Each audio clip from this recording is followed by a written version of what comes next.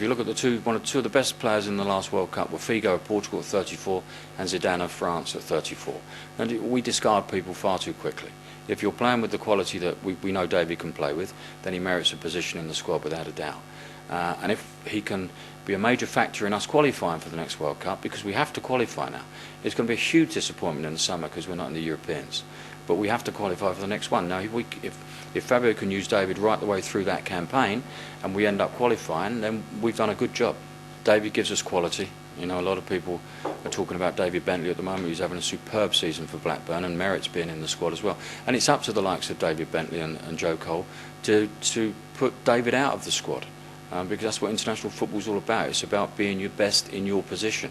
And these two guys are performing to a really high standard.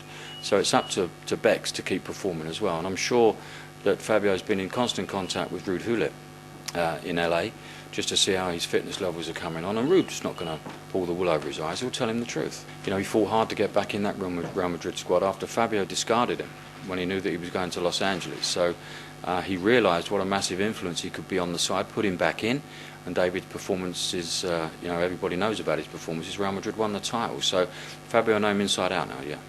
I'm sure the French will give him a fair old round of applause as well, because he's extremely well liked, and probably, sad what I'm about to say, he's probably more well liked outside of England than he is inside of England, and I think that's quite a shame.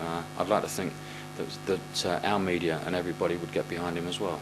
When you go to the Stade de France and you're playing against France on their own soil, the game's going to be huge. You know, they've got some very, very good players, and I read in the paper this morning it's the squad's been decimated with injuries. Well, I'm sorry, any French side that plays against England is going to be well up for it, and we've got an extremely tough game there tomorrow night, and I'm sure Fabio will learn bundles from the side that he selects.